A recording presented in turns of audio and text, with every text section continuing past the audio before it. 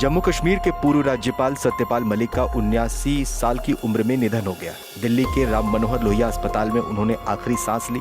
उन्होंने राज्यपाल के रूप में अपनी एक अलग छवि बनाई, एक ऐसा राज्यपाल जिसने अपनी ही सरकार पर सवाल उठाए और आलोचनाएं भी की। सत्यपाल मलिक का जन्म साल 1946 में उत्तर प्रदेश के बागपत जिले में एक साधारण परिवार में हुआ था। पढ़ाई के दौरान ही उनका राजनीति की तरफ झुकाव हुआ और 1968 और 69 में उन्होंने छात्र नेता के तौर पर राजनीतिक सफर की शुरुआत की। चौधरी चरण सिंह से नजदीकियों के कारण 1974 में भारतीय क्रांति दल से उन्हें बागपत से विधानसभा चुनाव का टिकट मिला। चुनावी मैदान में जीतकर वो पहली बार विधायक बने, जिसके बाद 1980 में चौधरी चरण सिंह के लोकदल से उन्हें राज्यसभा की सदस्यता मिली और सत्यपाल मलिक विधायक से सांसद बन गए। आगे चलकर 1984 में वो कांग्रेस में शामिल हुए और 1986 में फिर एक बार वो राज्यसभा के सांसद बने।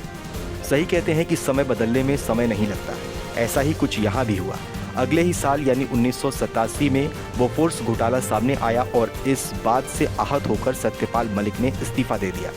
इसके बाद सत्यपाल ने वीपी सिंह के जनता दल से जुड़ने का फैसला किया। 1989 के लोकसभा चुनाव में उन्हें जनता दल की तरफ से अलीगढ़ से जीत मिली और 1990 में वो संसदीय कार्यों और पर्यटन के लिए केंद्रीय राज्य मंत्री नियुक्त किए गए। सत्यपाल मलिक ने समय समय पर कई पार्टियों के साथ मिलकर राजनीति की। साल 2004 में वो बीजेपी में शामिल हुए, लेकिन उसी साल बागपत में वो लोकसभा चुनाव हार गए।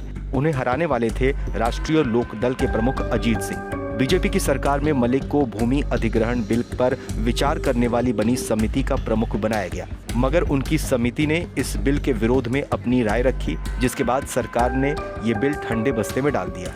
सत्यपाल मलिक की जिंदगी में अगला पड़ाव आता है जब 2017 में उन्हें बिहार का राज्यपाल बनाया जाता है। अगले ही साल 2018 में उन्हें जम्मू और कश्मीर का राज्यपाल बना दिया गया। ये वही दौर था जब जम्मू और कश्मीर को 2 केंद्र शासित प्रदेशों में बांट दिया गया और अनुच्छेद 370 हटा दिया गया। इस तरह मलिक बतौर राज्य जम्मू और कश्मीर के 10वें और आखिरी राज्यपाल बने। सत्यपाल मलिक के कार्यकाल में ही पुलवामा में सीआरपीएफ के जवानों पर हमला हुआ।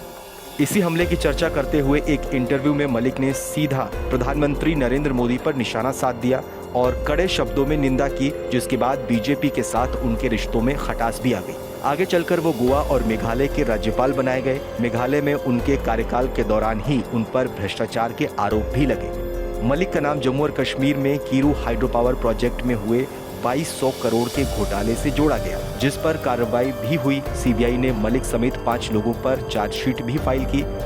इस मामले को लेकर उनकी प्रतिक्रिया सोशल मीडिया पर खूब वायरल हुई थी, जिसमें उन्होंने कहा था कि उन्हें 150 करोड़ रुपए की रिश्वत पेश की गई थी, मगर उन्होंने ईमानदारी की राह पर चलते हुए इससे इनकार कर दिया। किसान आंदोलन का जिक्र करते हुए उन्होंने कहा कि गवर्नर रहते हुए मैंने बगैर राजनीतिक लोभ लालच के पद पर रहते हुए भी किसानों की मांग को उठाया।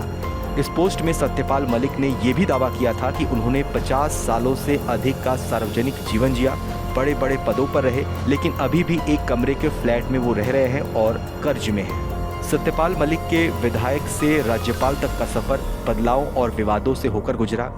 उनके निधन के साथ ही ये दौर खत्म हो गया। गर्मियों की छुट्टी होने वाली थी, मेरे पापा आने वाले थे, तो हम लोग सभी खुश थे। तो मैं बेड पे चढ़ के डांस कर रहा था, लेकिन वो पहले ही आ गए। प्लीज तो मैं उस समय तो कंटिन्यू नहीं कर सकता था ना, तो फ्रीज फ्रेम टाइप का हो गया। कसम पैदा कर